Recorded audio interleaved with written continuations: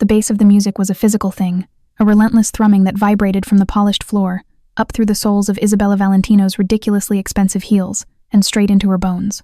Lights purple, blue, and searing white strobed across the sea of moving bodies in the Las Vegas nightclub, fracturing moments into sharp, disconnected snapshots. For Bella, each flash was a welcome distraction, a brief reprieve from the future that awaited her back in Veridia City. "Another one, Bella.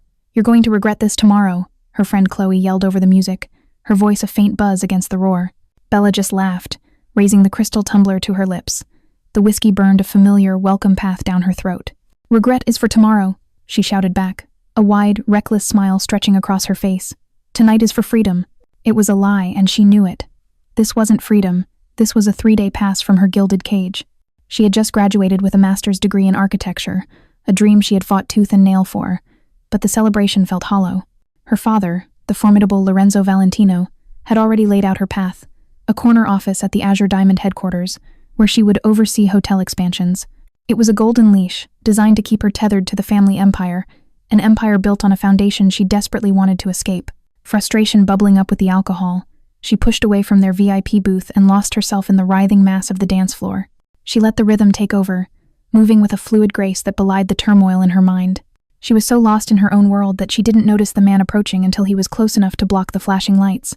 He was sleazy, with a smile that didn't reach his eyes and hands that were already reaching for her waist. "A pretty thing like you shouldn't be dancing alone," he slurred, his breath hot and sour. Bella's smile vanished. "I'm not alone. I'm with my friends." She tried to step away, but he moved with her, his grip tightening. "They look busy. I can keep you company." A cold dread began to seep through the alcoholic warmth. This was exactly the kind of trouble her father's security team was trained to prevent. But she had given them the slip tonight, craving just one evening of normalcy. "No, thank you," she said, her voice firm, pushing against his chest. He barely budged. Just as a flicker of real fear ignited within her, a shadow fell over them. A presence, more than a person, materialized at her side. He was tall, dressed in a perfectly tailored black suit that seemed to absorb the club's chaotic light. He didn't say a word. He simply stood there, his gaze fixed on the man holding her arm. Bella looked up at him. He was nothing like the flashy, preening men who populated her world in Veridia. His face was all sharp angles and hard lines, his jaw tight. A faint scar cut across his left temple, a whisper of violence. But it was his eyes that held her captive. They were the color of storm clouds, a piercing glacial gray that seemed to see right through everything: the noise, the lights, the cheap bravado of the man beside her. The sleazy man seemed to shrink under that silent, predatory gaze. He mumbled an incoherent apology, released Bella's arm as if it were on fire, and melted back into the crowd. Bella turned to her silent rescuer, a dizzying mix of gratitude and alcohol making her bold. "Well, well, my knight in shining," bespoke tailoring. The man's expression didn't change. His gray eyes swept over her, an unreadable assessment. "You should be more careful." His voice was deep, a low rumble that cut through the club's din with effortless authority. "Where's the fun in that?" Bella retorted, leaning against the invisible wall of his presence. She felt a strange pull toward him, this dark, quiet island in an ocean of noise. "Buy me a drink, Sir Knight, as a reward for your chivalry." A ghost of a smirk touched his lips, gone as quickly as it appeared. He gave a single sharp nod, and guided her through the crowd toward the bar with a hand lightly on the small of her back. The touch was electric, sending a shiver down her spine that had nothing to do with the club's air conditioning. They didn't talk much. She did, of course, rambling about her dreams of building things, her frustration with her family, her desperate need to do something wild and unpredictable before her life was signed, sealed, and delivered. He was a silent confidant, listening intently, his gray eyes never leaving hers. His name, he said, was Dante, just Dante. Fueled by whiskey and a growing sense of exhilarating recklessness, an idea, a glorious, insane, catastrophic idea took root in her mind. It was the ultimate act of rebellion, the one thing her father could never control or undo. She turned to him on her bar stool, her eyes shining with drunken brilliance. "Marry me." Dante blinked. It was the first time she had seen him show any hint of surprise. He studied her face, searching for something. Bella held her breath, the weight of her insane proposal suddenly hanging in the air. This was it. He would laugh, call her crazy, and walk away. But he didn't. After a long, silent moment that stretched for an eternity, he spoke, his voice dangerously soft. "Why?" "Because I want to own just one thing in my life," she confessed, her voice dropping to a whisper. "Even if it's just one stupid, crazy decision." He stared at her, and in the depths of his stormy eyes, she saw a flicker of something she recognized: the look of a fellow prisoner. Then, he gave another one of his sharp, decisive nods. All right. The rest of the night was a blur. A whirlwind of neon signs for 2 4-hour wedding chapels. The scent of stale cigarette smoke and cheap roses. An Elvis impersonator whose sequin jumpsuit was too tight. She remembered giggling as Dante slid a simple, unadorned band onto her finger. It felt impossibly heavy. She remembered the startlingly firm and warm feel of his hand holding hers. She remembered the 2 words, spoken in a haze, that sealed her fate. I do. Bella's head finally hit a pillow in a lavish hotel suite she vaguely recognized as not being her own. Her last conscious thought was of a pair of intense, stormy gray eyes and the foreign weight of a wedding ring on her finger. The giddy feeling of rebellion had faded, replaced by the cold, creeping tendrils of a monumental mistake. A merciless spear of sunlight pierced through a gap in the heavy blackout curtains, striking Bella directly in the eyes. She groaned, a sound that seemed to echo in the vast, throbbing emptiness of her skull. Her mouth felt like it was filled with sand, and every beat of her heart hammered against her temples. This was, without a doubt, the mother of all hangovers. Slowly, she pushed herself into a sitting position, the silk sheets pooling around her waist. The room spun. It was a hotel suite, but grander than her own. Floor-to-ceiling windows offered a panoramic view of the Las Vegas Strip, and the furniture was all dark wood and plush, cream-colored leather. Her dress from last night was draped neatly over a chair. A hazy, fragmented memory of an Elvis impersonator singing Can't Help Falling in Love surfaced, and she winced. What a cliché. Then she felt it. A cold, unfamiliar weight on her left hand. Bella's eyes shot down to her ring finger. A simple, plain gold band circled it, looking utterly alien against her skin. It wasn't a dream. The chapel, the vows, the stranger. It was real. A wave of nausea, completely unrelated to the hangover, washed over her. No, no, no, she whispered, fumbling with the ring. She twisted and pulled, but it wouldn't budge past her knuckle, as if it had already become a permanent part of her. Panic began to claw its way up her throat. It won't come off. The voice was a low, calm rumble from across the room. Bella's head snapped up. Dante. He stood by the window, a cup of coffee in hand, looking as if he'd just stepped out of a boardroom meeting, not a seedy wedding chapel. He was immaculate in a dark gray suit, his black hair perfectly styled, his jaw clean-shaven. His stormy gray eyes were clear and sharp, showing no signs of the previous night's indulgence. He looked powerful, rested, and completely in control. The exact opposite of how she felt. You, she accused, her voice cracking. She pointed a trembling finger at him. What is this? Some kind of sick joke? You took advantage of me when I was drunk? He took a slow sip of his coffee, his expression unreadable. You were the one who proposed, Miss Valentino. Or should I say, Mrs. Moretti? He said the name so calmly, but it struck her with the force of a physical blow. Moretti. The name echoed in the deepest, darkest corners of her mind. In Veridia City, the name Valentino meant new money, legitimate luxury, and carefully polished power. The name Moretti meant old blood, shadows, and the kind of power that was never discussed in polite company. They were the city's boogeyman, the ruling family of the underworld her father had always warned her about. And Dante Moretti, the shadow. He was their leader, the ruthless, untouchable Don. Bella felt the blood drain from her face. She hadn't just married a stranger. She had married the living embodiment of the world she despised. This marriage isn't real, she stammered, scrambling out of bed and searching for her purse. Her hands shook as she rummaged for her phone. I'm calling a lawyer. We'll get this annulled immediately. This is a mistake. I assure you, it is very real. Dante moved from the window and placed a crisp piece of paper on the polished mahogany desk. Our marriage certificate. Signed by you, me, and an ordained minister of the state of Nevada. It is a legally binding contract. She stared at the document. Her own loopy, drunken signature was scrawled next to his, a bold, confident script that looked as unyielding as the man himself. Dante Moretti.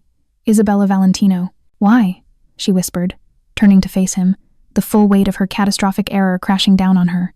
Why would you do this? Why would you, of all people, agree to marry me? He set his coffee cup down, the soft click of ceramic on wood a deafening sound in the tense silence. He walked towards her, his movements measured and deliberate, like a predator circling its prey. He stopped just a few feet away, close enough that she could feel the intimidating aura of power that radiated from him. You were a drunk girl looking to lash out at her father, he stated, his voice devoid of emotion. And I was a man who recognizes an opportunity when it falls into his lap. An opportunity for what? She demanded, trying to keep her voice from shaking. To start a war? My father will kill you. A flicker of something amusement? Contempt? Flashed in his eyes. Your father won't do anything. An annulment would be messy. A divorce would be public. Both would draw attention that neither of our families wants. He paused, letting the truth of his words sink in. By marrying you, I have tied the great, legitimate Valentino name to the Morettis. It creates complications for our enemies, and a certain level of stability for us. Bella stared at him in horror, the pieces clicking into place. This wasn't a mistake for him. It was a calculated move. A power play on the grand chessboard of Veridia City's underworld, and she was nothing more than a pawn he had unexpectedly acquired. "So, what now?" she asked, her voice barely audible. "Now," Dante said, his gaze intense, "we go home, to Veridia, as husband and wife." He wasn't asking. It was a statement of fact. The marriage certificate on the desk wasn't just a piece of paper. It was a contract, a chain. And as she looked into the cold, resolute eyes of her new husband, Isabella Valentino realized she hadn't escaped her cage. She had just been locked inside a far more dangerous one. The flight back to Veridia City was suffocatingly silent. Bella sat across from Dante in the plush leather cabin of his private jet, the opulent surroundings feeling more like a cage than a luxury. She stared out the window at the endless expanse of clouds, her jaw clenched, refusing to give him the satisfaction of a conversation. He didn't seem to mind. He sat perfectly still, reviewing documents from a leather briefcase, as composed and unreadable as a marble statue. It was as if their chaotic, life-altering marriage was nothing more than a minor item on his daily agenda. They landed at a private airstrip on the outskirts of Veridia, a place Bella didn't even know existed. A fleet of black, armored sedans was waiting on the tarmac. Men in dark suits, all with the same grim expressions and watchful eyes, emerged as they descended the jet's stairs. They moved with a disciplined efficiency that spoke of military training, greeting Dante with a deferential, "Don Moretti." Their gazes flickered towards Bella, a mixture of curiosity and suspicion. She was an outsider, an anomaly in their tightly controlled world. She had assumed he would take her to his home, some fortress-like mansion hidden away in the hills. Instead, the lead car's GPS was set for the one place in the city that was hers, the Valentino Tower. "What are you doing?" she asked, her voice sharp, breaking her vow of silence. "We are informing your father," Dante said, not looking at her. "It is a courtesy." It didn't feel like a courtesy. It felt like a declaration of ownership. He was parading his new acquisition in front of his rival. Lorenzo Valentino's penthouse office was a testament to his power, a vast space of glass and steel overlooking the city he helped build. When he saw Bella walk in, followed closely by Dante Moretti, his face, usually a mask of calm control, hardened with fury. "Isabella, what is the meaning of this?" he demanded, his voice dangerously low. He ignored Dante completely, his focus entirely on his daughter. "My security team said you disappeared with an unknown man." "Father, she started, but the words caught in her throat. How could she explain this catastrophic lapse in judgment? Dante stepped forward, placing the marriage certificate on her father's massive oak desk. She didn't disappear, she was with her husband. Lorenzo's eyes scanned the document, his face paling slightly before a dark red flush crept up his neck. He looked from the paper to Dante, his expression murderous. "You will give me one good reason why my men shouldn't remove you from this building right now, Moretti." "Because she is now a Moretti," Dante replied coolly, unfazed by the threat. "Any harm that comes to me will be returned to your family tenfold, and any harm that comes to her will be considered an attack on mine. She will be living with me, under my protection." "Protection?" Lorenzo laughed, a harsh, humorless sound. "You've put a target on her back. A target I am more than capable of handling," Dante countered. He then looked at Bella, his gray eyes locking with hers. "It's time to go." Bella was frozen, caught between the two most powerful men in her life. Her father, a king in his glass castle, and her husband, a king of the shadows. Before she could protest, Dante's hand was on her arm, a firm but not painful grip, leading her out of the office. The tension in the car on the way down was thick enough to cut with a knife. Bella stared out the window, her mind reeling. As the convoy pulled away from the glittering Valentino Tower and onto the main boulevard, it happened. A heavy black SUV, seemingly appearing from nowhere, slammed into the side of their sedan with a deafening screech of metal. The force of the impact threw Bella against the door. Before she could even scream, the world erupted into chaos. The rear window spiderwebbed as bullets hammered against the armored glass. Bella froze, her heart seizing in her chest, but Dante was already in motion. In a single, fluid movement, he shoved her down onto the floor of the car, shielding her body with his own. The scent of his expensive cologne was inexplicably mixed with the acrid smell of gunpowder. He was a solid, immovable weight above her. "Mikhail, get us out of here. Left flank," he barked, his voice the epitome of command. She could hear him pull a weapon from inside his jacket, the metallic click terrifyingly loud in the enclosed space. Through the gaps in the seats, she saw flashes of muzzle fire as Dante's men in the other cars returned fire. The sedan lurched forward, tires squealing as their driver executed a maneuver that sent them swerving through traffic. It was over in less than a minute. The attacker's vehicle, riddled with bullets and with its tires blown out, spun out of control and crashed into a storefront. Dante's convoy sped away, leaving the scene of controlled carnage behind them. Dante remained over her for a long moment, his breathing steady, until he was sure they were clear. He then moved back into his seat, his weapon disappearing as smoothly as it had appeared. The car was filled with a ringing silence. He turned to her, his face a grim mask. He scanned her from head to toe, his eyes checking for any injury. "Are you hurt?"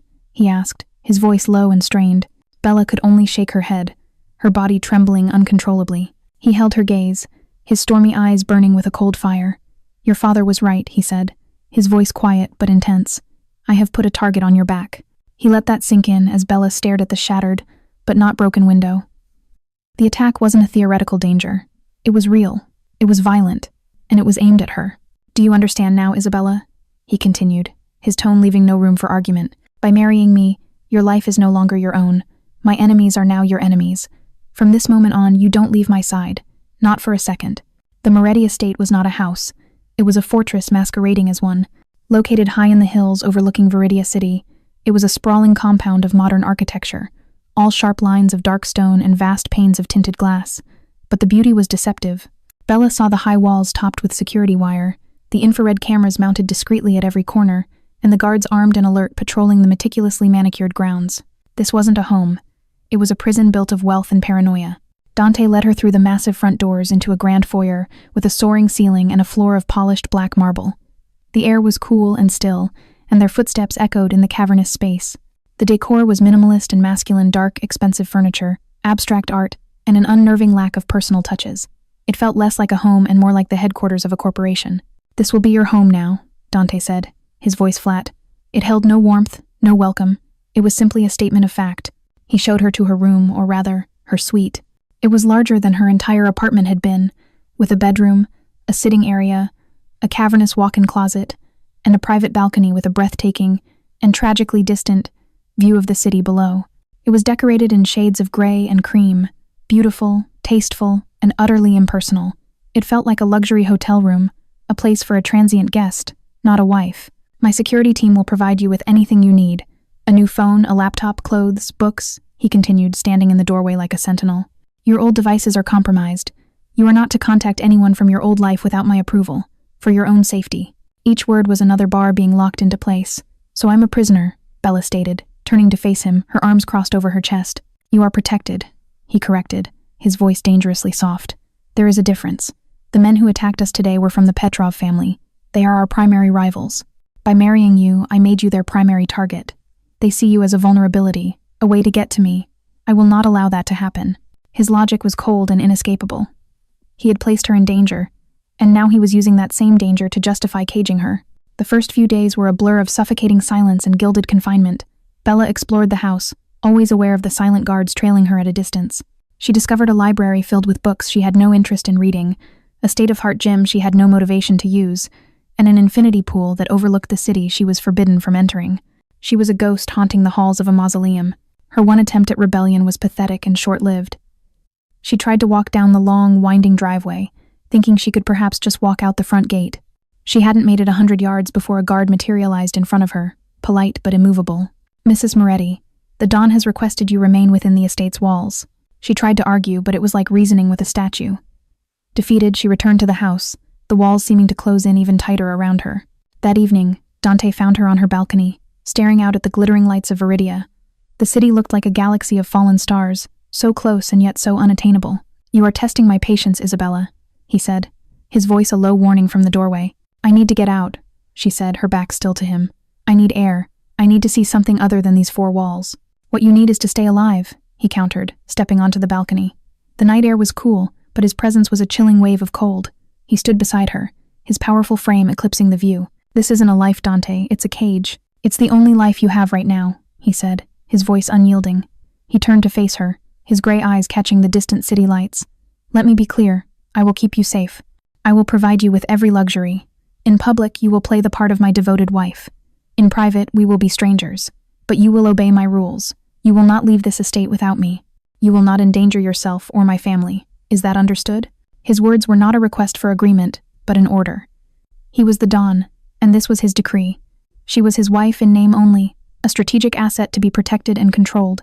As she looked into his hard, unfeeling eyes, Bella felt a profound sense of hopelessness. Her drunken act of rebellion in Las Vegas hadn't set her free. It had sold her into a new kind of bondage, trading a golden leash for an iron one. She was the bird in the gilded cage, and the man who held the key was the most dangerous man in Veridia City. And he was her husband. For 3 days, Isabella Valentino was a ghost. She drifted through the cold, silent halls of Dante's fortress, a wraith in silk pajamas. She ate what was brought to her, slept when she could, and stared at the city lights until they blurred into a meaningless smear of color. Despair was a heavy cloak, and she was drowning in it. On the 4th day, she woke up and saw the sun rising over the distant mountains, painting the sky in defiant shades of pink and gold, and something inside her shifted. She was an architect, a builder. She created things from nothing. She would not let this place, or this man, unmake her. If she was a bird in a cage, she would not just sit on the perch and wait to die. She would sing. Her first act of rebellion was quiet. She went to the library, a magnificent 2-story room filled with leather-bound books that looked like they had never been opened. She ignored the classic literature and legal texts, and instead found a book on Veridia's botanical gardens. She took it, along with a notepad and pen, and spent the entire afternoon in the sterile, manicured garden, sketching the exotic flowers and redesigning the landscape in her mind. The next day, she made a request to Marco, the stern head of Dante's personal security detail. "I need supplies," she announced, her voice clear and steady. "Art paper, charcoal pencils, drafting tools, also plants. I want orchids and ferns for my suite, and jasmine for the balcony." Marco looked at her as if she'd asked for a rocket launcher, but a call was made, and a few hours later, the items were delivered. When Dante returned to the estate late that night, a palpable sense of exhaustion clinging to him, he found his wing of the house subtly changed. A faint, sweet scent of jasmine hung in the air. As he passed her suite, he noticed the door was slightly ajar. He paused, looking inside. The room was no longer a sterile gray box. Large sheets of paper were pinned to one wall, covered in detailed architectural sketches of fantastical buildings and intricate garden layouts. A vibrant purple orchid sat on the sitting room table, a defiant splash of color in the monochrome world. Bella herself was curled up in an armchair, fast asleep, a charcoal pencil still held loosely in her hand and a smudge of black on her cheek. For a long moment, Dante simply watched her. He saw not the spoiled daughter of his rival, nor the strategic asset he had acquired, but a woman who, when caged, had decided to paint the bars. A strange, unfamiliar feeling stirred in his chest. He quietly pulled the door closed, leaving her to her colorful dreams. The real shift came 2 days later with the arrival of a girl who was Dante's complete opposite.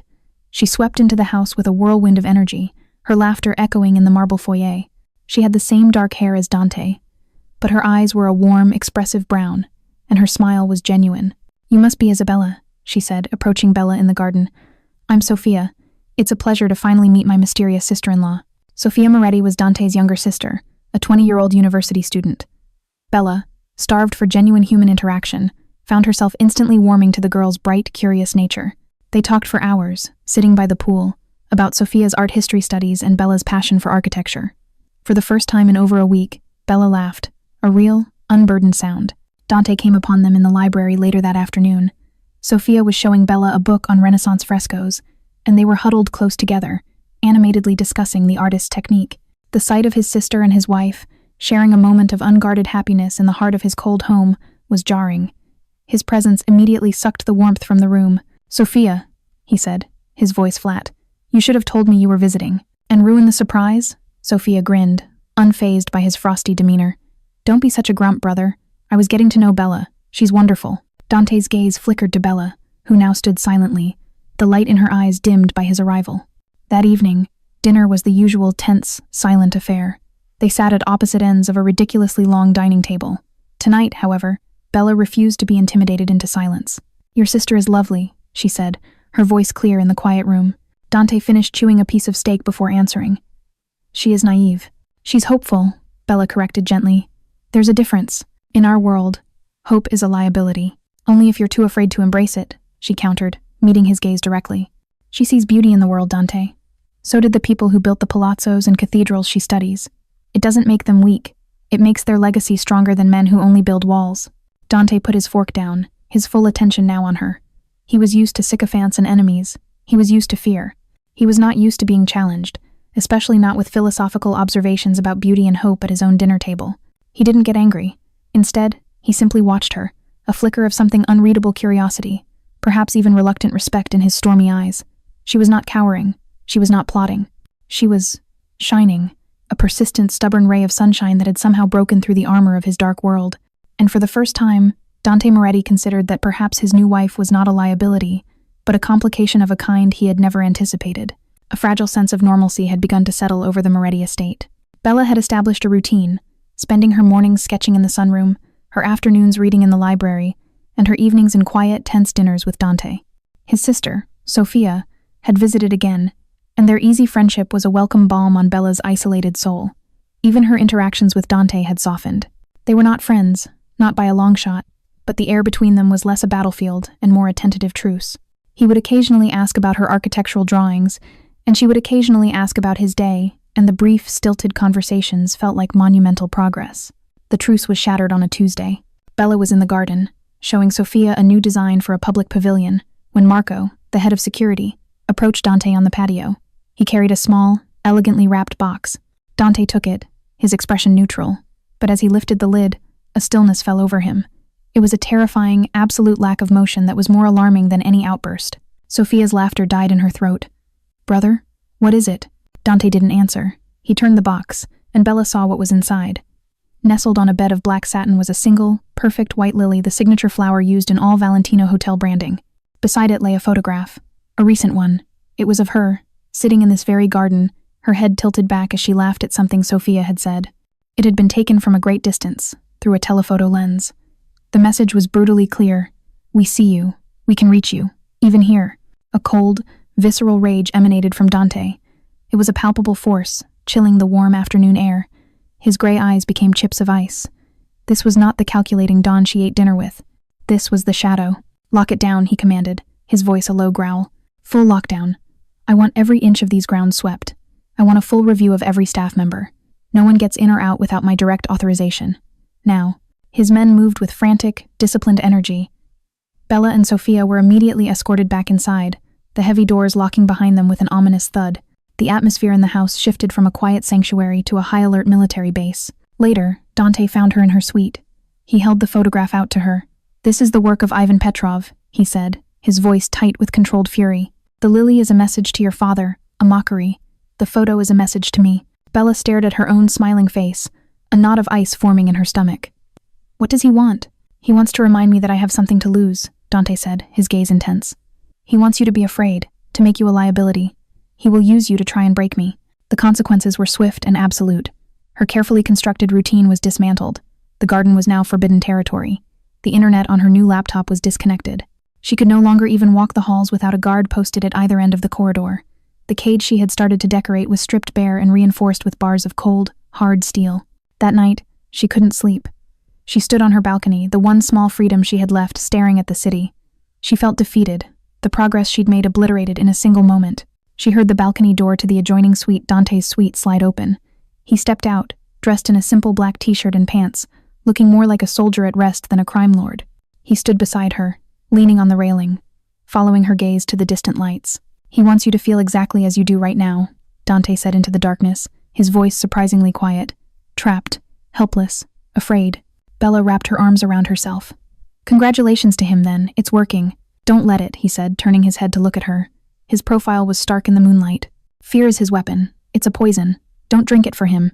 Be angry. Be defiant. Plot your escape from this room, if you must.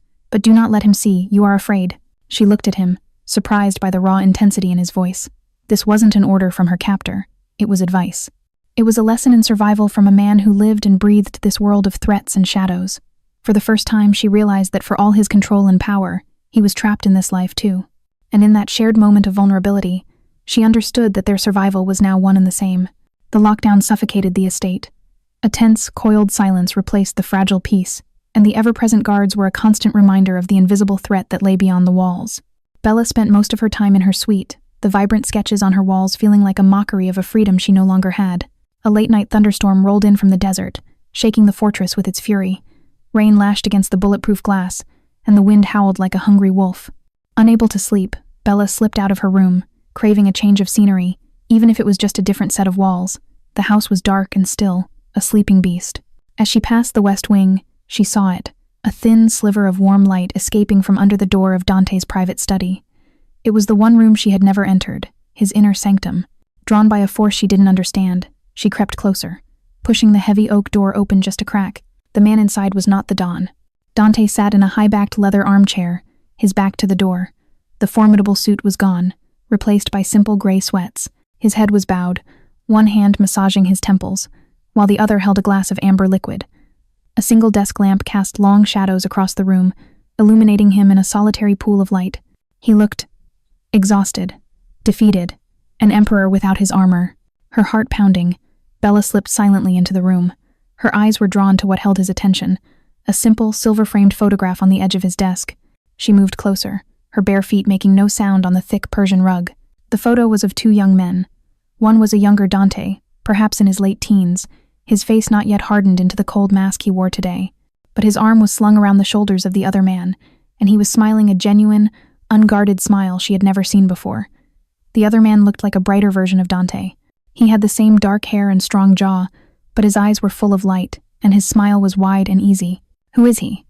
Bella's whisper was barely a sound, but in the stillness of the room, it was as loud as a gunshot.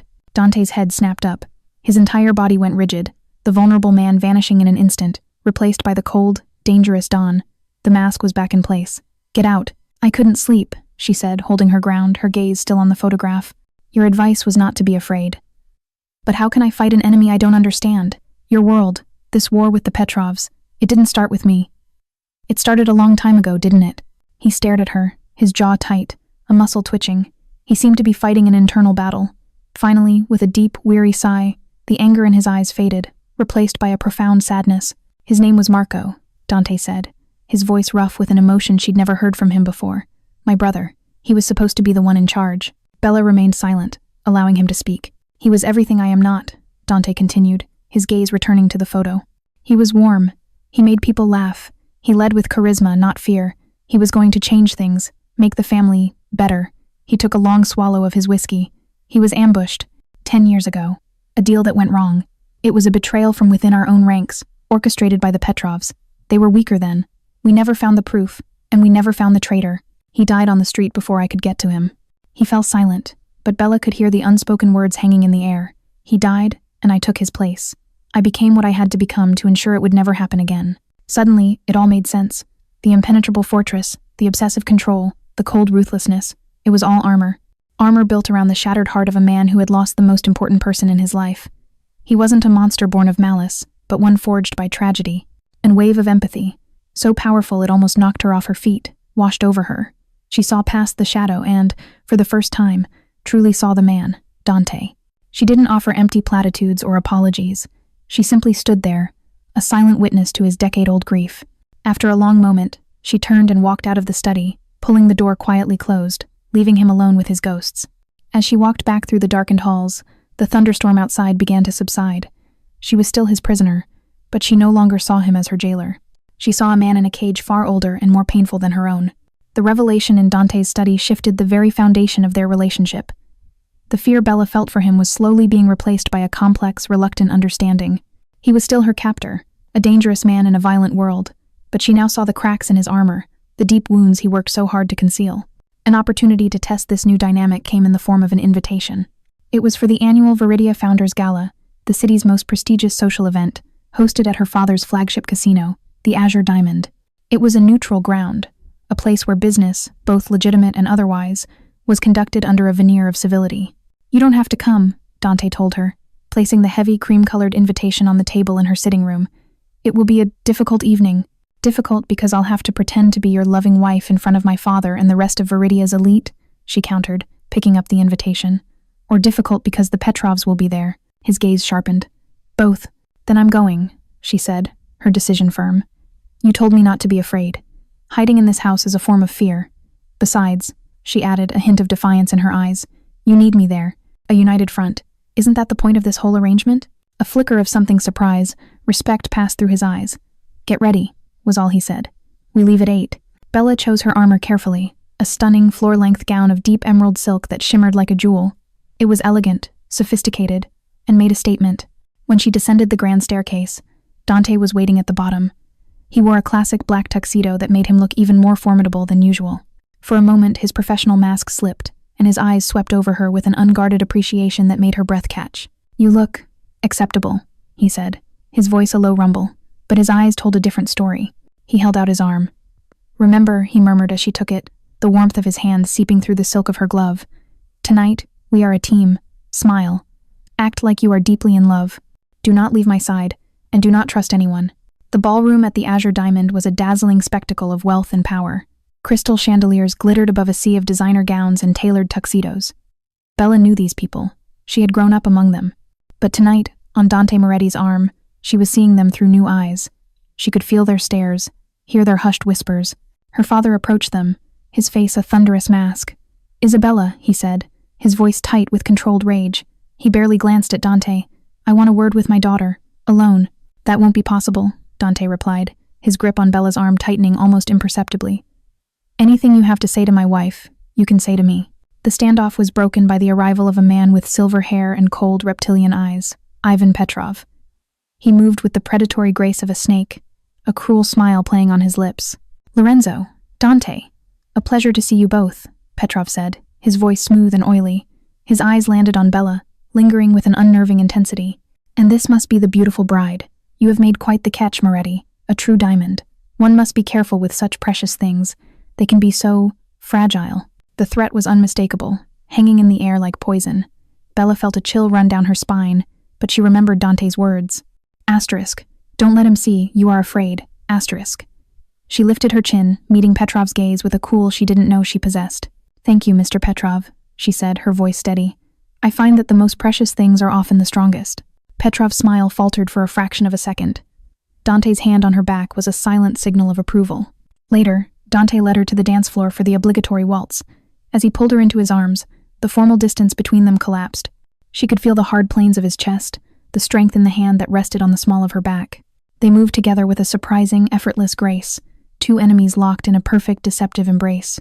"You did well with Petrov," he murmured, his lips close to her ear, his breath warm against her skin. "I was just playing my part," she whispered back, her heart hammering against her ribs. "Were you?" he asked, his stormy eyes searching hers. In that moment, under the glittering chandeliers, with the eyes of Veridia upon them, the line between pretense and reality began to blur. The dance of deception felt startlingly, dangerously real. She was his prisoner, his asset, his wife of convenience. But as he spun her across the marble floor, Bella realized with a terrifying jolt that she was beginning to forget it was all supposed to be an act. The gala left an indelible mark on Bella. The open threat from Ivan Petrov had solidified her place in Dante's dangerous world, but the dance had awakened something else entirely, a confusing, unwelcome flutter of attraction to the man she was supposed to hate. She threw herself into her architectural work, using it as a shield against the turmoil in her heart. She was working late one night in the library, sketching designs for a theoretical community center, when Dante entered. He didn't speak, simply moved to the bar cart in the corner and poured himself a whiskey. He seemed more tense than usual, a dark, restless energy rolling off him in waves. "Is something wrong?" she asked, breaking the silence. He swirled the amber liquid in his glass. "Today is the anniversary." Bella didn't have to ask. Asterisk, Marco asterisk. The brother he had lost. The ghost that haunted this house and the man who ran it. "Tell me about him," she said softly, putting her pencil down. He seemed surprised by the request. He walked over to the fireplace, leaning against the cold marble mantelpiece. "He was the son," Dante said, his voice distant. "Everyone was drawn to him. He wanted to use the family's power for good, build things, legitimate businesses. He used to say we could own the city without firing a single bullet. It sounded so much like her own dream, a painful irony. He loved this city," Dante continued, a rare note of warmth in his tone. "He knew every street, every back alley. He taught me how to navigate it, how to see the patterns beneath the surface." He took a drink. He had a favorite spot, an old, abandoned observatory on Sterling Hill. Said you could see the whole city from there, see its heart. His vulnerability was a rare, fragile thing. Bella found herself wanting to comfort him, an impulse that was as shocking as it was powerful. "Maybe you should go there," she suggested quietly. Dante's head snapped towards her, his eyes shuddered once more. "It's not safe." "Then take me with you," she said, her voice gaining strength. "Let me see the city through his eyes." It was a bold, reckless request, and she expected him to refuse immediately, but he just stared at her, a silent battle raging in his gaze. It was as if she had offered him a key to a room he had long since locked and forgotten. An hour later, they were in the back of an armored sedan, heading for the hills. The security detail was heavy, a clear sign of the risk Dante was taking. The observatory was a relic, a domed stone building crumbling at the edges, silhouetted against a sky full of stars. From this vantage point, Veridia City was a breathtaking tapestry of light and shadow. They stood on the overlook, the cool night wind whipping around them. The city was silent from this height. "This is what he saw," Dante said, his voice a low murmur beside her. "Not a battlefield, but potential." Bella looked at the grid of lights, the arteries of traffic, the glowing towers. As an architect, she saw it too. The bones of the city, its soul. He was right, she whispered. In the quiet of the night, surrounded by the ghost of his brother, Dante opened up in a way he never had before. He spoke of their childhood, of Marco's dreams, of the crushing weight of the legacy he had inherited. Bella listened, not as a Valentino or a prisoner, but as the only person in the world who could hear his confession. As he spoke, his hand found hers. It wasn't a gesture of control or possession. It was a simple, human need for connection, for an anchor in a sea of grief. She curled her fingers around his, her touch a silent offering of comfort. They stood there for a long time, two solitary figures overlooking a city of secrets, their hands intertwined, but they were being watched. From the shadows of the crumbling observatory, a figure in the distance lowered a pair of binoculars, a grim smile on his face. He raised a phone to his ear. "He's here," the man said. "Just like you said he would be." And he brought the girl. The fragile moment of connection at the observatory was shattered by the sharp crack of a sniper rifle. The bullet whizzed past Dante's head, embedding itself in the stone wall behind them with a vicious thud. Instinct took over. In a single, fluid motion, Dante threw Bella to the ground behind the thick stone balustrade, his body a shield over hers. "Stay down," he roared, his own weapon already in his hand. The night erupted into a maelstrom of controlled chaos. Muzzle flashes lit up the darkness from the surrounding woods as Dante's men, expertly positioned, returned fire. It was a well-planned, professional ambush. "We have to move now," Dante yelled over the gunfire. Keeping low, he pulled her along, using the crumbling ruins of the observatory as cover. The air was thick with the smell of cordite and the percussive sound of bullets ricocheting off stone. Bella's heart hammered against her ribs, her mind a blank slate of terror. This was his world, raw and unfiltered. As they reached the final stretch of cover before the tree line where the car was hidden, Mikhail, Dante's trusted driver, stepped out to provide covering fire. A burst of automatic fire erupted from the shadows, and Mikhail cried out, stumbling back with a grunt of pain before collapsing. "Mikhail!" Dante's voice was a raw cry of fury. Two of his other men dragged their wounded comrade back while Dante unleashed a relentless barrage of fire, forcing the attackers to duck for cover. It was the opening they needed. He grabbed Bella's hand and they sprinted the last few yards to the sedan. They scrambled inside as tires screamed, and the car fishtailed onto the narrow road, speeding away from the firefight. Back at the estate, the atmosphere was grim. A private doctor was working on Mikhail in a makeshift infirmary, his condition critical. Dante paced his study like a caged panther, radiating a cold, lethal rage. It was a trap, he snarled to Marco, his head of security.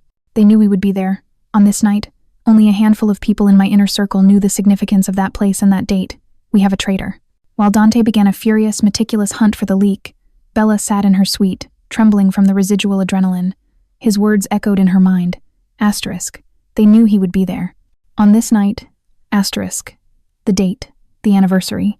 A vague, unsettling memory pricked at her the memory of her father, year after year on this exact date, locked in his study, drinking heavily, his mood dark and volatile. She had always dismissed it as stress. Now, she wasn't so sure. Driven by a terrible premonition, she opened the secure laptop. She couldn't browse the web, but she could access certain databases, including newspaper archives. Her fingers trembled as she typed in the date of Marco Moretti's death, 10 years ago. She scrolled through the major headlines, finding nothing. Then she narrowed her search to minor incidents, police blotters, and there it was. A small article from the Times Veridia Chronicle asterisk, buried on page 6. Suspected gangland shooting leaves one dead. The victim was identified as Marco Moretti, but it was the last paragraph that made the blood freeze in her veins. Asterisk.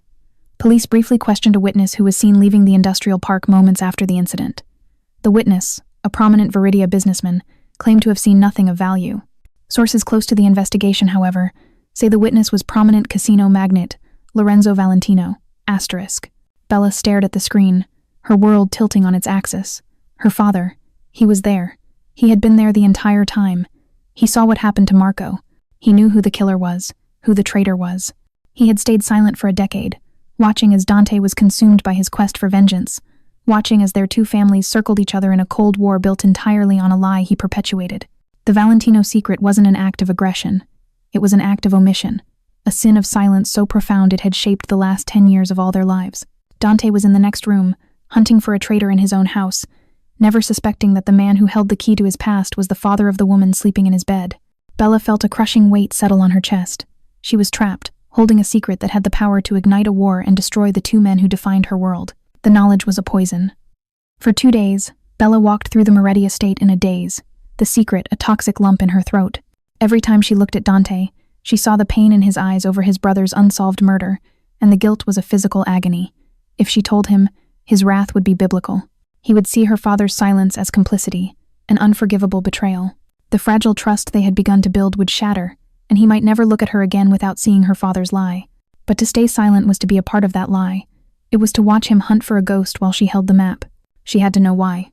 Getting out of the fortress was the first hurdle. The ambush had tightened security to suffocating levels. She couldn't fake an illness. Dante would send his own doctor. She couldn't plead for a shopping trip. She had to use the truth, twisted to her own purpose. She found Marco, the head of security, in the main hall. "Marco, I need to see my father," she said, her voice steady and earnest. He looked at her, his expression impassive. "That is not possible, Mrs. Moretti. The leak that led to the ambush at the observatory," she pressed, choosing her words carefully. "Dante believes it came from his inner circle. But what if it came from mine? From my father's organization? Petrov might have eyes on him. If I could speak to my father, just for an hour, maybe I can find out something that will help find who hurt Mikhail." She saw a flicker of consideration in his eyes.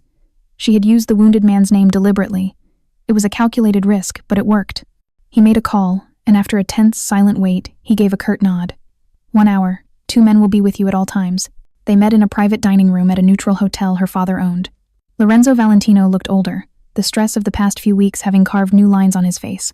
Bella didn't waste time with pleasantries. She slid a printed copy of the old news article across the table. His face went ashen. "You were there," Bella whispered, her voice trembling with a decade of buried questions. "The night Marco Moretti was murdered. You were there. All this time. Why?" Her father slumped in his chair, the powerful facade of the casino king crumbling to reveal a weary, haunted man. "I was in the wrong place at the wrong time," he finally said, his voice raspy. "I was meeting a source, someone with information on a rival casino trying to move into Veridia. It was a business matter." "What did you see?" Bella pressed. "I saw it all," he confessed, his eyes distant with the memory. "The ambush. Marco was set up. One of his own men was there, a man I later learned they called the Viper. He set him up for the Petrovs. I saw the shooter's face." "Then why didn't you say anything?" Bella cried, her voice breaking. "You let Dante tear this city apart looking for answers you had the entire time." "Because it wasn't just the Petrovs," her father shot back, his voice rising. "The man who gave the order, the one the Viper answered to, he was more powerful than any of them. He had police, judges in his pocket. If I had come forward, he would have destroyed us, Isabella. He would have crushed everything I had built to keep you safe. He would have come for you. So I made a choice. I chose my family. I chose you. I buried the truth to protect you." The confession didn't bring clarity, only more pain. Her father wasn't a monster. He was a man who had made a terrible choice out of love and fear, a choice that had condemned another family to a decade of darkness. The burden he had carried for 10 years was now hers. She returned to the Moretti estate feeling hollowed out. The lies were piling up, each one heavier than the last. As she walked through the marble foyer, she saw Dante standing at the top of the grand staircase, waiting. His arms were crossed, his expression thunderous, his gray eyes narrowed into chips of stone. "Your hour is up," he said, his voice dangerously quiet. "Where were you, Isabella?" The air in the foyer was ice cold. Dante stood at the top of the stairs, a silent, furious judge looking down at her. Bella's heart hammered against her ribs, but she clung to the lie she had crafted. It was her only shield. "I went to see my father," she said, forcing her voice to remain even. "I was thinking about the ambush, about how they knew. I thought, what if the leak wasn't from your side? What if Petrov has eyes on my family, using them to get information on me? On us? I thought I could ask him, find out if any of his staff have been acting suspiciously."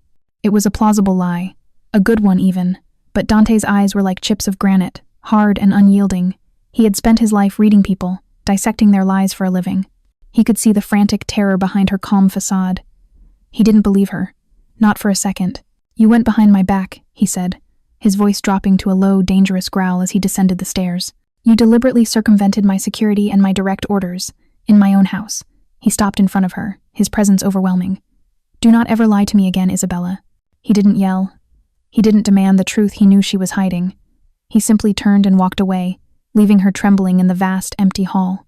The message was clear. She was no longer a partner, or even a person of interest.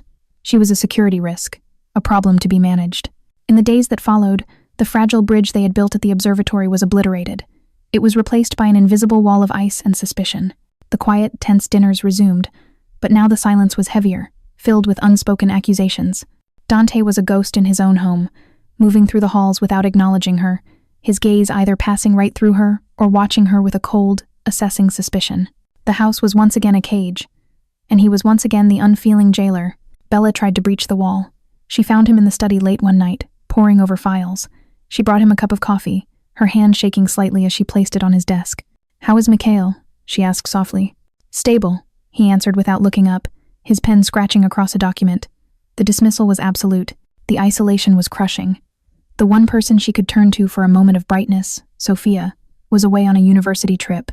Bella felt utterly alone, trapped in a house with a man who now looked at her as if she were the enemy. She was haunted by the memory of his vulnerability, of the confession about his brother, and the guilt of her secret was a constant, physical ache. She remembered something Sophia had said to her during a previous visit, a casual observation about her brother. "He trusts no one, Bella. Not really. Not since Marco. To him, a lie isn't just a misspoken word. It's the echo of betrayal. It's the ghost of what killed his brother." The words twisted the knife in her gut. Her lie, born of fear and a desperate need to protect her father, was, in Dante's world, the ultimate sin. One evening, she saw him through the large windows that overlooked the training grounds. He was in the gym, a brutal, punishing energy in his movements as he worked the heavy bag. Each strike was filled with a controlled fury, a raw aggression he kept locked away behind his stoic mask. She realized he was fighting his suspicion, channeling his distrust and anger into physical force. She stood there for a long time, a pane of reinforced glass separating them. It was a perfect metaphor for their situation. She was on one side, with her terrifying secret, and he was on the other, consumed by a suspicion she couldn't quell without destroying him. The invisible wall between them was real, and Bella knew with a sickening certainty that if it ever came crashing down, they would both be buried in the ruins. Dante sat in the darkness of his study, the only light coming from the 3 glowing monitors in front of him. He hadn't slept in 2 days. Isabella's lie replayed in his mind on a loop. It was well constructed, hitting all the right notes of logic and concern. But her eyes, he couldn't forget the look in her eyes. It wasn't the fear of a woman caught breaking a rule. It was the deep, soul-crushing terror of someone hiding a life-altering secret. The boy who had died with his brother all those years ago had been replaced by a man who survived by trusting nothing and no one. That man was now at war with the memory of a quiet night at an observatory, of a shared glance, of a hand held in the darkness. The conflict was a bitter poison in his veins. He channeled his turmoil into the only thing he could control, the investigation. If she wouldn't give him the truth, he would tear the city apart to find it himself. He was now convinced the 2 threads, the traitor who led them into the ambush, and the full story of his brother's murder were intertwined. His first order was delivered in a hushed tone to Marco. "A closer watch on my wife," he commanded. "This is no longer just for her protection. I want a log of every website she visits on that laptop, every call she attempts to make, every conversation she has. I want to know what she is hiding." He hated himself for giving the order, but the suspicion was a cancer, and he had to cut it out. His instincts proved correct within a day. A report came back that Isabella had tried to bypass the network security on her laptop, searching for encrypted cold case files on the Veridia police servers. She had failed, but the attempt was a screaming red flag. She wasn't just curious, she was actively digging into the past. He began to play a cruel psychological game. At dinner, he would casually mention a new lead in Marco's case. "We're re-interviewing all the original witnesses," he said one night, watching her over the rim of his wine glass. "It's amazing what people remember when the right pressure is applied." Bella flinched, a barely perceptible tremor in the hand that held her fork, but Dante saw it. He saw the flicker of panic she tried so hard to conceal. Her composure was a finely spun web of glass, and he was tapping it, waiting for it to shatter.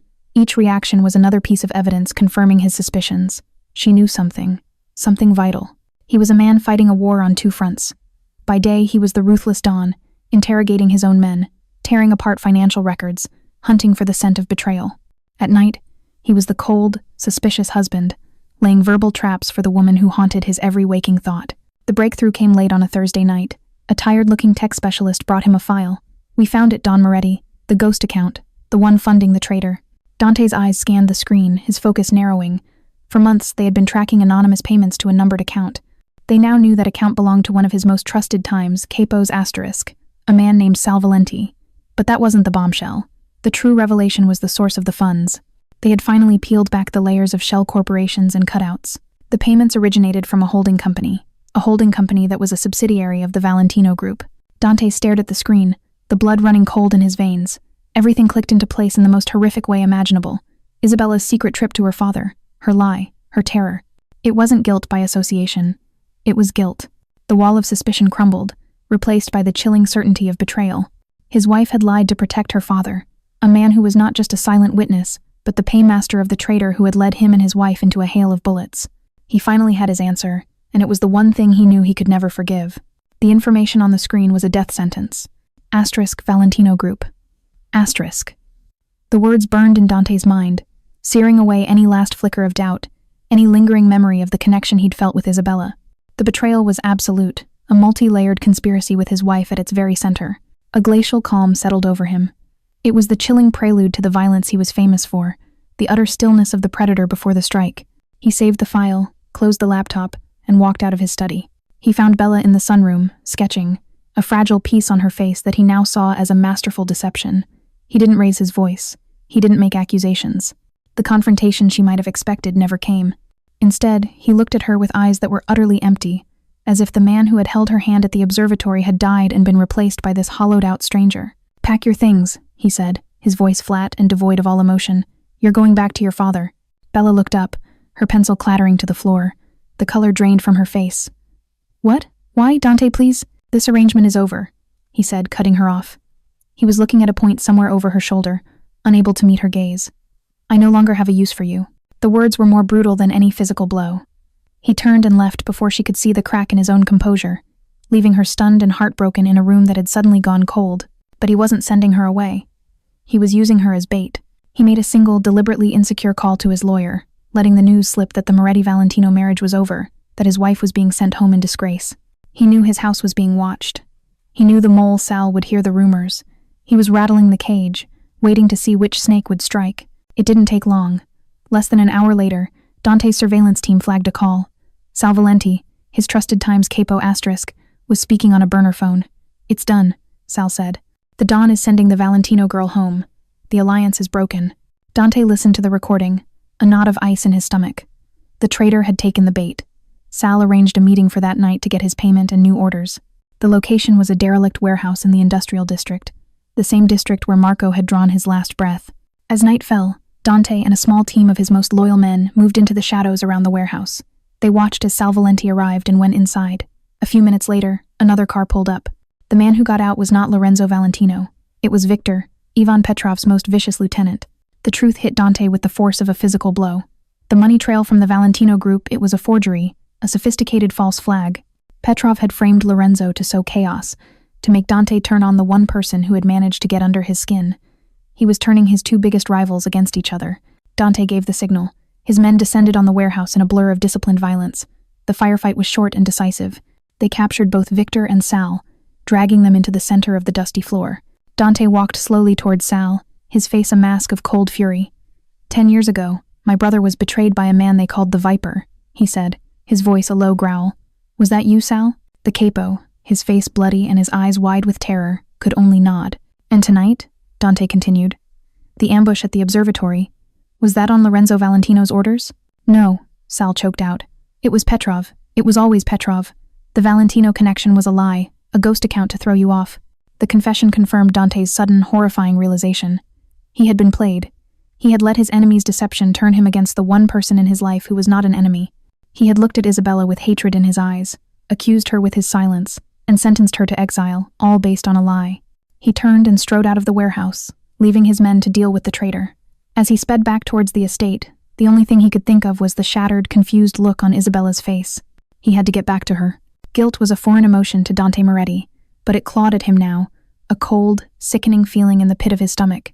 He had built his empire on logic, control, and the ability to see the truth behind the lies.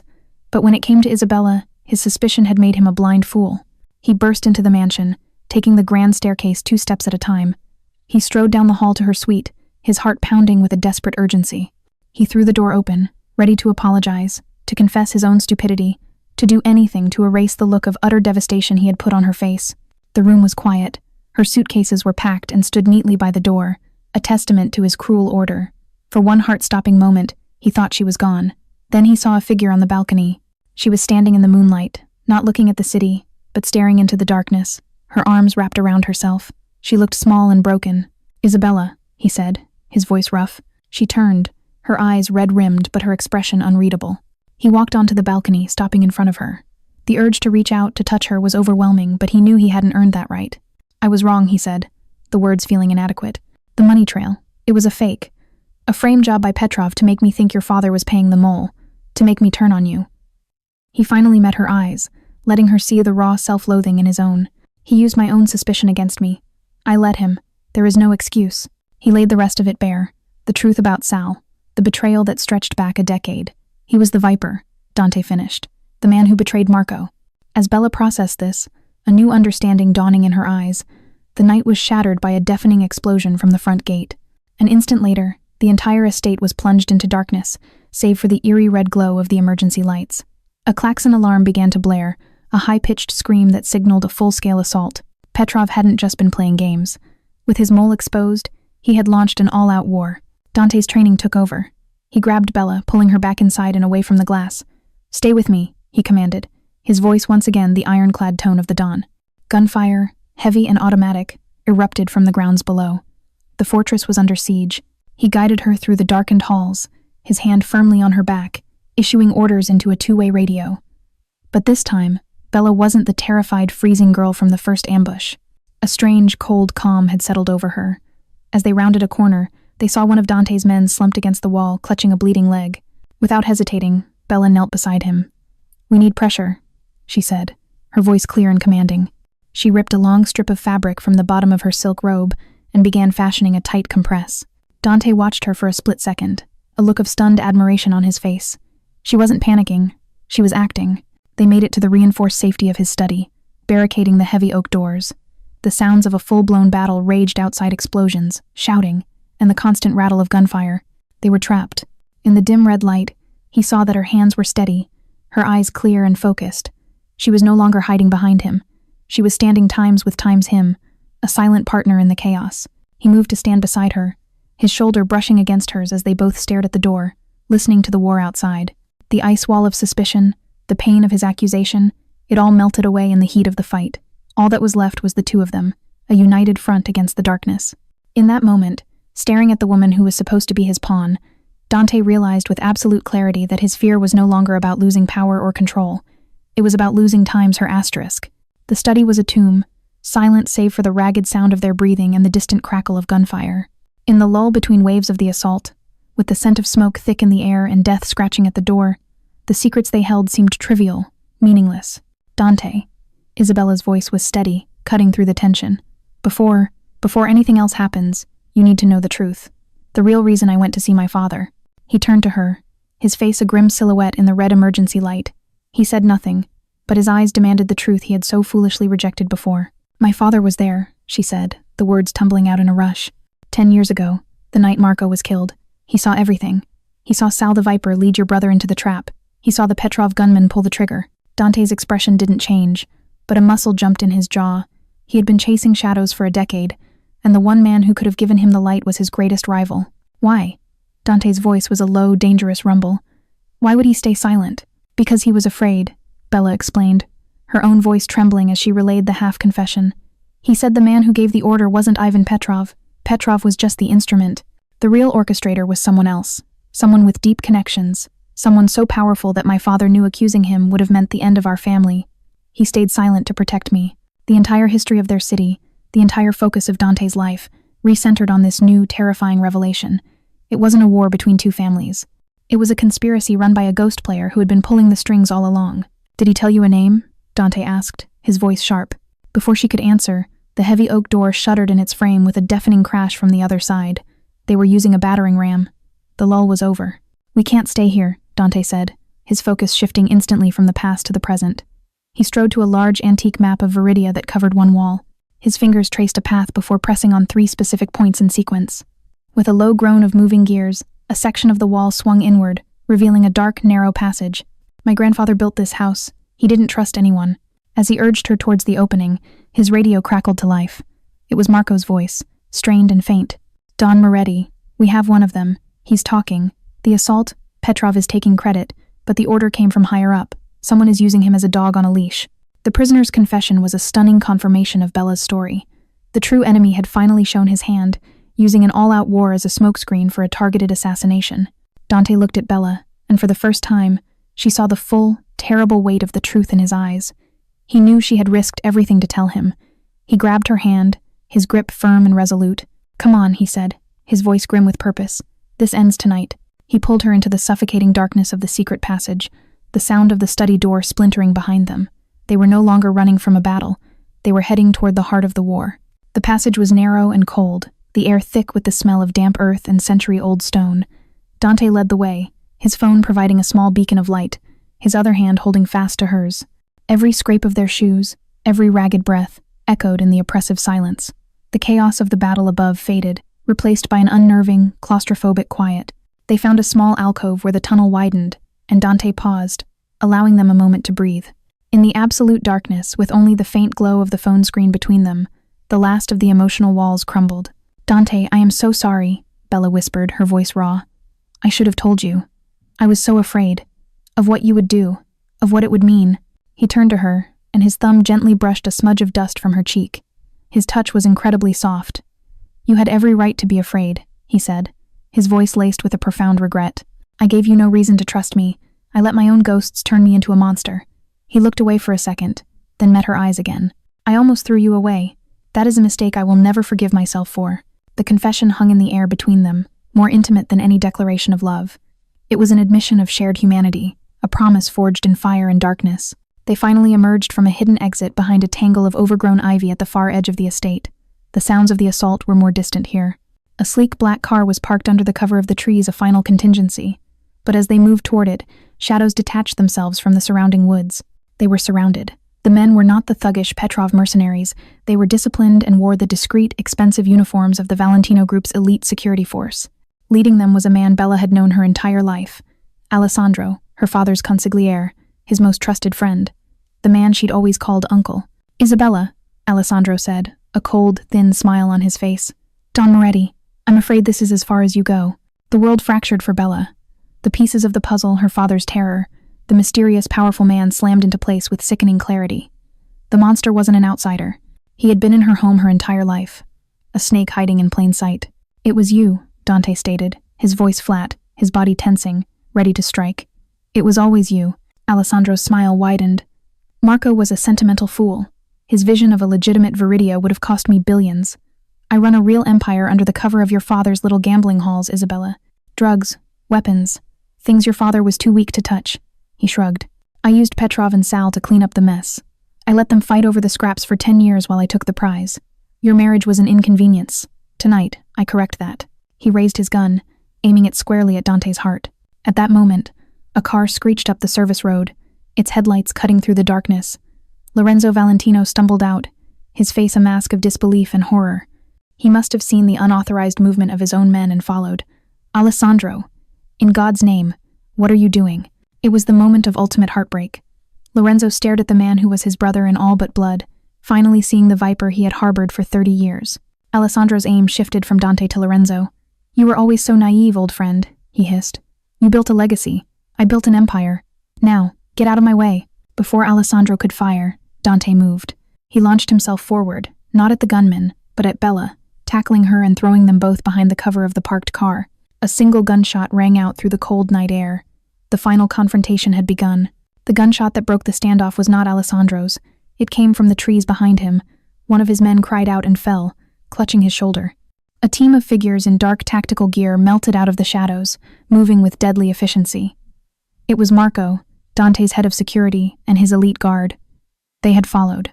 The woods erupted into a chaotic firefight. Dante reacted instantly, using the surprise to his advantage. He pulled Bella deeper behind the cover of the car, his body a solid shield. "Stay down," he commanded. Across the clearing, Lorenzo Valentino, after a moment of horrified paralysis, scrambled for cover near them, his face ashen with the shock of his friend's betrayal. "Lorenzo!" Dante's voice was a sharp command that cut through the gunfire. "Covering fire, to the east, now!" This was Dante's element. The world slowed down, and he saw the battlefield like a chessboard. He moved with lethal grace, firing in controlled bursts, directing his men and anticipating the enemy's every move. Alessandro, his face contorted in a mask of fury, saw his perfect plan unraveling.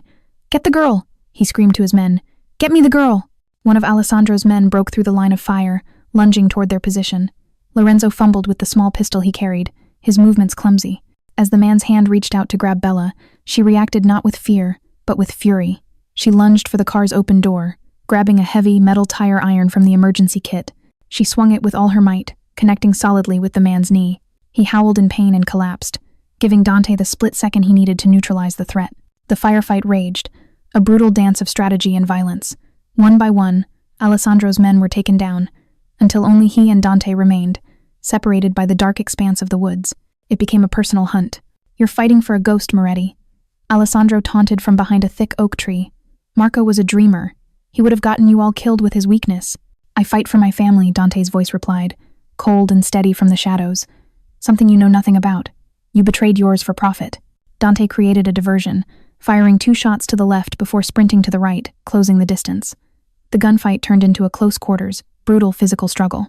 It was a clash of titans, the old, cunning snake against the young, furious wolf. Dante, fueled by a decade of grief and a night of adrenaline, fought with a controlled savagery. He finally disarmed Alessandro, sending the gun spinning into the leaves, and slammed him against a tree, the barrel of his own weapon pressed hard under the older man's chin. It was over. Revenge was a heartbeat away, but Alessandro, even in defeat, had one last card to play. He began to laugh, a wheezing, triumphant sound. "Go on, boy. Pull the trigger," he rasped. "Do it. But my death is tied to a dead man's switch.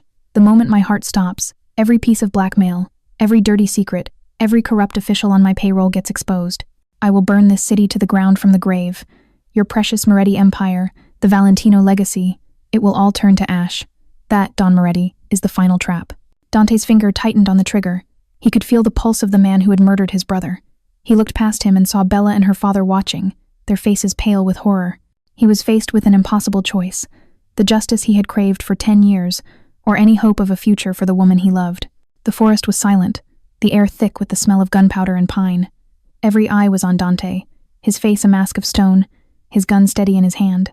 Revenge was a hungry ghost, whispering in his ear, demanding satisfaction. Alessandro stared back, his eyes glittering with manic certainty, confident in the trap he had laid. "Don't know." Bella's voice cut through the haze of his rage. It wasn't a plea of fear, but a cry of strength. He looked at her, and in her eyes, he saw not a woman afraid he would fail, but a woman terrified of what he would become if he succeeded. She was not asking him to spare Alessandro. She was asking him to save himself. His gaze shifted from Alessandro's smug face back to hers. In that single, silent exchange, he made his choice. He didn't pull the trigger. With a guttural roar, he reversed his weapon and brought the butt down in a vicious, decisive arc against Alessandro's temple. The man crumpled to the ground, unconscious. "Vengeance is for the dead," Dante said, his voice low and ragged, breathing heavily. "Justice is for the living." He had chosen the future. He had chosen her. The reckoning began. Dante's men secured Alessandro and the remaining survivors.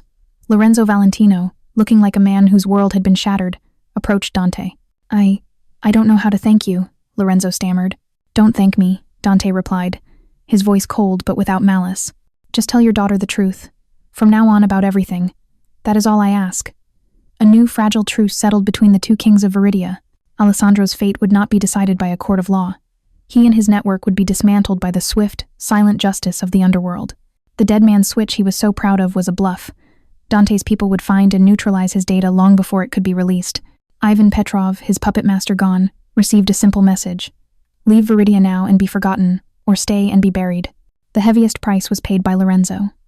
He returned to his glass tower a broken man, forced to confront the rot at the heart of his own legacy, the betrayal of the man he called brother. His reckoning was a quiet, lonely one. As the sun began to rise, casting a pale gray light over the city, Dante and Bella drove back to the estate. They were both bruised, exhausted, and splattered with dirt, the emotional and physical wreckage of the night clinging to them. They didn't speak. They didn't have to. They walked into the grand foyer, the dawn's light streaming through the shattered windows and illuminating the dust motes dancing in the air. The battle was over. The ghosts were gone. Dante turned to her, his face weary, but his stormy gray eyes were finally clear of the past. "It's over, Isabella," he said, his voice soft. He reached up and gently touched her face, his thumb brushing away a tear she hadn't even realized had fallen. "This marriage, it was an accident, a contract," he said, his voice thick with an emotion she had never heard from him before. "But somewhere in the middle of all this madness, it stopped being a lie.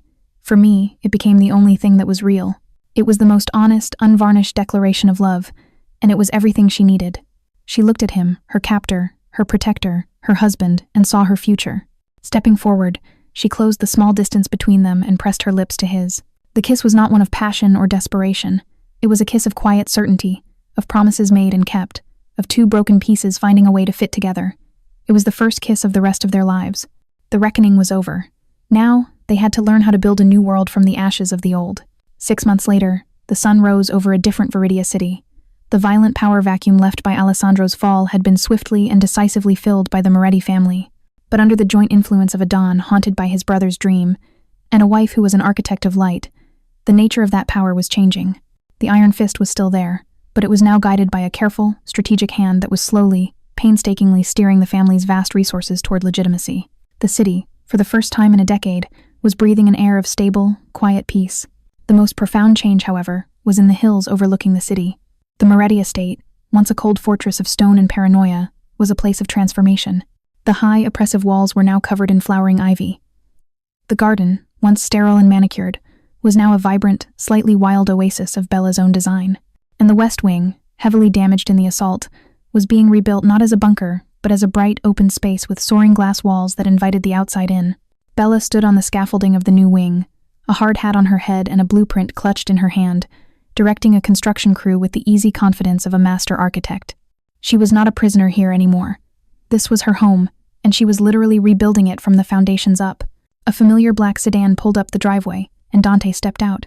The remaining guards, now more of a discreet security detail than a prison patrol, greeted him, their eyes flicking to Bella with a deep, genuine respect. "Mrs. Moretti?" They nodded. The name, which had once felt like a brand, now felt like her own. Dante walked up to the construction site, his sharp suit, a stark contrast to the dust and materials. He didn't interrupt, simply watched his wife command the space, a small, proud smile touching his lips. When she finally saw him, her face broke into a radiant smile that was just for him. She met him on the patio, pulling off her hard hat and running a hand through her hair. He came up behind her, wrapping his arms around her waist and pulling her back against his chest. He rested his chin on her shoulder, looking at the plans she had laid out on a table. "A glass wall, Isabella?" he murmured, his voice a low, playful rumble. "My security chief is having a heart attack." "Good," she laughed, leaning back into his embrace. "This house has had enough secrets and shadows. We're letting the light in, Dante. It's time." He kissed her shoulder, his gruff, grumpy exterior now just a familiar, comforting blanket for the man beneath. "If you say so, mia cara." Later that evening, they stood on their balcony, the very one where she had once stood as a prisoner. The reconstruction was finished here, and pots of the jasmine she loved scented the twilight air. Their life was not a fairy tale. His work was still dangerous, and the ghosts of their past would always be a part of their story, but it was real. Their love, forged in violence and betrayal, was stronger than any vow spoken in a chapel. Her father, Lorenzo, was slowly finding his own peace.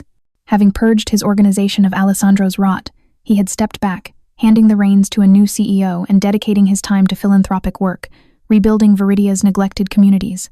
He and Bella had a new, tentative relationship, built on the painful ground of the truth.